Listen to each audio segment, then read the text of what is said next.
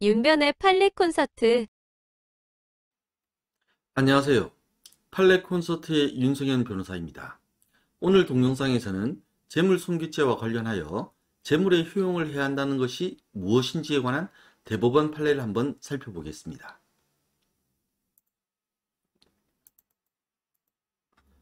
오늘 소개할 판례는 대법원이 2020년 3월 27일 선고한 2017도 20455 판결입니다. 먼저 적용법조와 개념들을 살펴보겠습니다. 재물손괴죄는 형법 제366조에 규정되어 있고 특수 재물손괴죄는 형법 제369조 제1항에 규정되어 있습니다. 형법 제366조는 이렇습니다.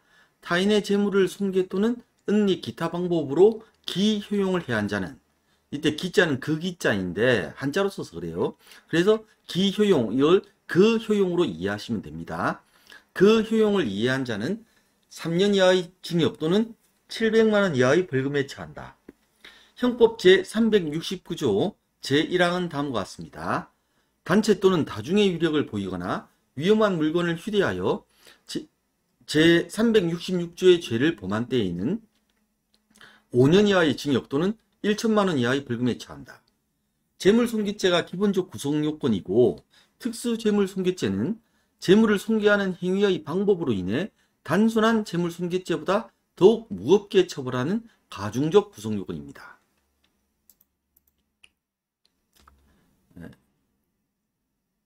재물이란 재산적으로 가치가 있는 물건이라는 정도로 알아두시면 될 것 같습니다. 오늘 판례에서 문제가 되고 있는 것은 재물손괴죄의 행위입니다. 재물손괴죄의 행위는 손괴 또는 은닉 기타 방법으로 그 효용을 해야 하는 것입니다. 여기서 손괴란 부순다는 의미이고 은닉은 숨긴다는 뜻입니다. 따라서 이를 풀어보면 재물손괴죄는 타인의 재물을 부수거나 숨기거나 기타의 방법으로 그 효용을 해야 하는 경우에 성립합니다.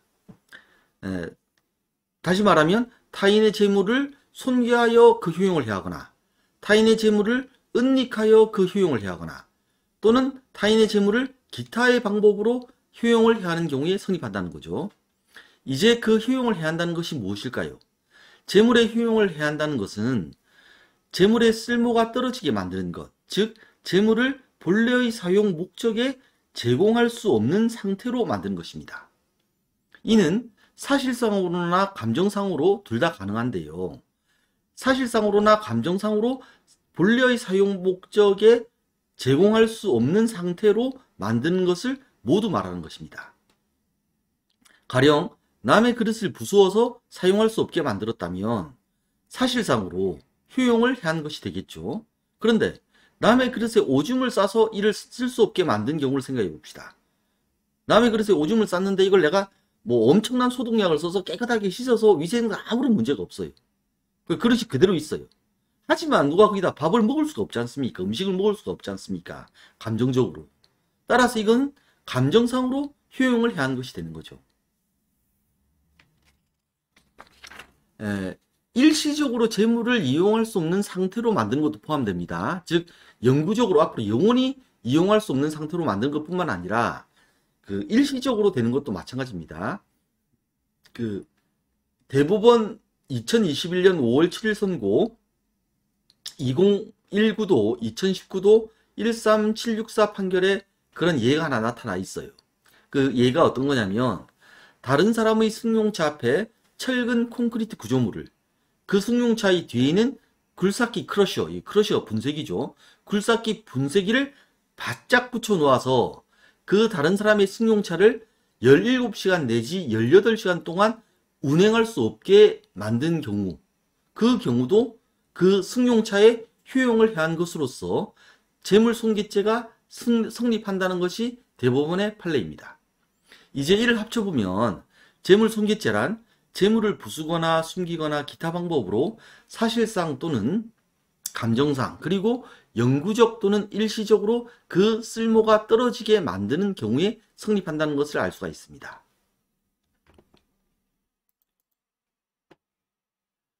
이렇게 재물을 부수거나 숨기거나 기타 방법으로 재물의 쓸모가 떨어지게 만들 때, 즉 그 효용을 해야 할 때 단체 또는 다중의 위력을 보이거나 위험한 물건을 휴대하였다면 단순한 재물손괴죄가 아니라 형법 제369조 제1항의 특수재물손괴죄가 됩니다.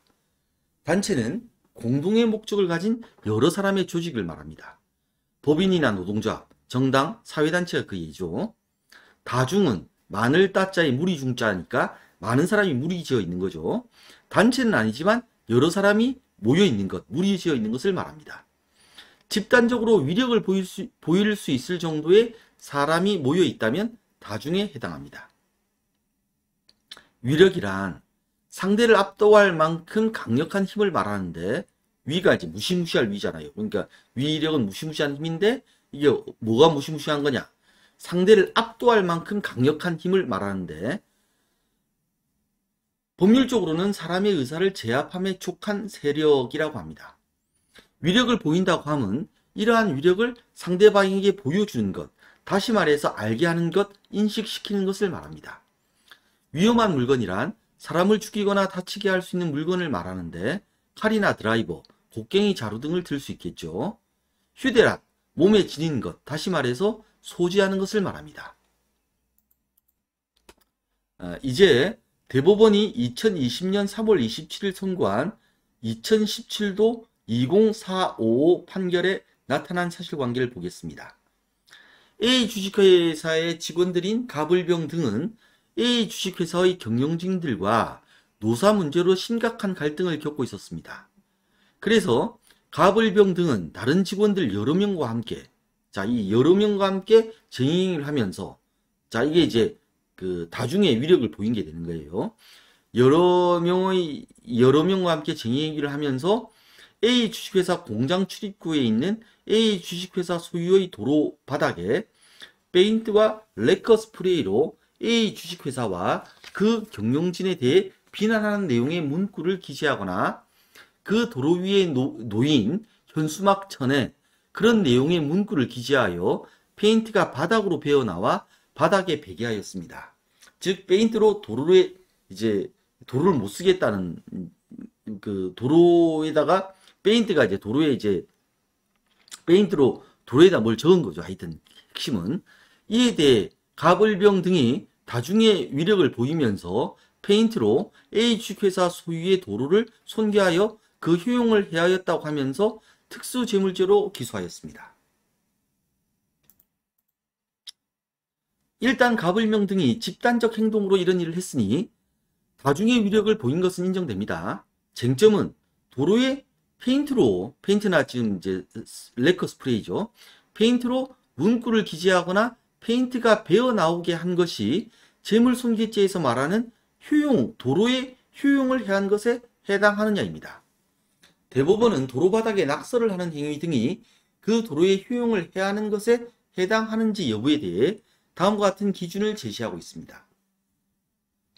특히 도로바닥에 낙서를 하는 행위 등이 그 도로의 효용을 해하는 것에 해당하는지 여부는 당해 도로의 용도와 기능, 그 행위가 도로의 안전표지인 노면표시 기능 및 이용자들의 통행과 안전에 미치는 영향, 그 행위가 도로의 미관을 해치는 정도, 도로의 이용자들이 느끼는 불쾌감이나 저항감, 원상회복의 난이도와 거기에 드는 비용, 그 행위의 목적과 시간적 계속성, 행위 당시의 상황 등 재반 사정을 종합하여 사회 통념에 따라 판단하여야 할 것이다.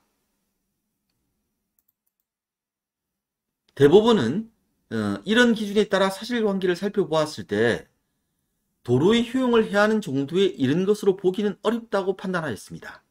그 이유는 다음과 같습니다. 첫째, 이 도로의 주된 용도와 기능은 사람과 자동차 등이 통행하는 데 있고 미관은 그다지 중요한 기능을 하지 않는 곳입니다. 둘째, 바닥에 기재된 문구 때문에 사람과 자동차 등이 통행하는 것 자체가 물리적으로 불가능하게 되진 않았습니다. 셋째, 도로 위에 상당한 크기로 기재된 이 문구의 글자들이 차량 운전자 등의 통행과 안전에 실질적인 지장을 초래하지는 않았다는 거죠. 그러니까 쉽게 말하면 그 안전표지 이런 걸 건드렸으면 큰일 나죠. 왜냐하면 그 안전표지가 안 보일 정도로 해버렸다면 그 안전에 지장을 초래할 수 있는데 그러진 않았다는 거죠. 안전에 실질적인 지장을 초래하진 않았습니다. 넷째, 도로 바닥에 기재된 문구에는 피해 회사 임원들의 실명과 그에 대한 모욕적인 내용 등이 여럿 포함되어 있지만 도로의 이용자들이 그 도로를 통행할 때 그 문구로 인하여 불쾌감, 저항감을 느껴 이를 그 본래의 사용 목적대로 사용할 수 없을 정도에 이르게 되지는 않았다는 겁니다. 다섯째, 도로 바닥에 페인트와 레커 스프레이로 쓰여 있는 여러 문구는 아스팔트 접착용 도로로 덧칠한 등의 방법으로 원상 회복되었는데 그다지 많은 시간과 큰 비용이 들지도 않았다는 겁니다. 따라서 도로 바닥에 여러 문구를 써놓는 이 사건의 행위에 의하여 사실상으로나 감정상으로 도로를 그 본래의 사용 목적인 통행에 제공할 수 없게 되었다고 보기는 어렵다는 것이 그 이유였습니다. 근데 이게 좀 약간 잘 생각해 보시면 상식적인 겁니다. 지금 이제 오징어 게임 넷플릭스에서 되게 인기가 좋다고 하던데, 오징어 게임이라는 게 여러분들 중에 어렸을 때 해보신 분이 있을지 모르겠지만, 분필로 도로 바닥에다가 그리고 주로 그렇게 놀았어요. 오징어 게임 그려가지고 애들끼리 막 같이 놀지 않습니까? 그리고 우리가 어렸을 때 생각해 보면 도로 바닥에다가 제가 어렸을 때에는 게임기 이런 게 없으니까 집에서 못 놀고 다 밖에서 놀았는데 대부분의 놀이가 도로 바닥에다가 분필로 그려서 그 위에서 오징어 게임을 하든 뭘 하든 그러고 놀았던 거예요. 근데 그걸 애들이 그러면 재물 손괴행위를 하면서 놀고 있다 이렇게 보긴 좀 이상하지 않습니까? 그건 이제 도로에 효용을 해야 하는 재물 손괴행위가 아니다. 이게 이제 상식적인 판단 아니겠어요?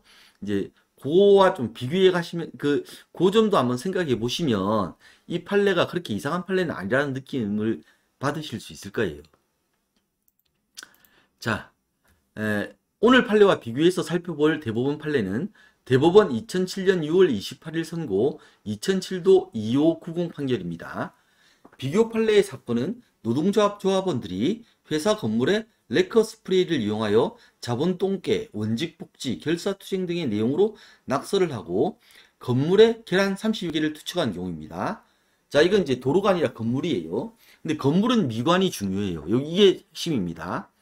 이에 대하여 대법원은 건물에 레커 스프레이를 이용하여 낙서를 한 경우는 건물의 미관을 해쳤고 건물 이용자들의 불쾌감과 원상 회복의 어려움 등에 비추어 건물 전체 도색을 다시 해야 돼요. 완전히 원상 회복의 어려움 등에 비추어 효용을 해한 것으로 볼 수 있다. 레커 스프레이는. 그런데 계란 30개 투척한 것은 원래 이제 계란 노란 계란 이렇게 좀 계란 껍질하고 이런 게 묻겠죠. 하지만 그 정도로는 건물의 어떤 미관을 아주 심하게 해쳤다거나 즉 건물 이용자들에게 불쾌감을 줄 정도로 건물의 미관을 해쳤다거나 또 닦으면 되는 거니까 원상 회복이 어렵다고 볼 수는 없기 때문에 건물에 효용을 해한 것으로 볼 수는 없다라고 분리해서 판단했습니다. 즉 레커 스프레이는 레커 스프레이로 건물에 한 거는 재물 손괴가 되지만 계란을 건물에 투척한 것은 재물 손괴가 되지 않는다 이렇게 분리해서 판단하였습니다. 오늘 소개한 판례와 비교해서 곰곰이 한번 생각해 보시면 감을 잡을 수 있을 것으로 생각합니다. 그럼 오늘 소개한 판결과 관련하여 예상 가능한 객관식 지문이 무엇인지 볼까요? 자, 이런 지문이 나왔다고 해봅시다. A 주식회사의 직원인 피고인들이 다중의 위력으로서 유색 페인트와 레커 스프레이를 이용하여 A 회사 소유의 도로 바닥에 직접 문구를 기재하거나 도로 위에 놓인 현수막 천에 문구를 기재하여 페인트가 바닥으로 배어나와 도로에 배게한 경우 도로의 효용을 해한 것이기 때문에 특수재물손괴죄가 성립한다. 자, 이런 문제가 나왔다고 해봐요. 앞서 보았듯이 이러한 경우 도로의 효용을 해하는 정도에 이른 것으로 보기 어렵기 때문에 특수재물손괴죄가 성립하지 않는다는 것이 판례입니다. 따라서 이 지문은 틀린 지문이고 답은 X입니다.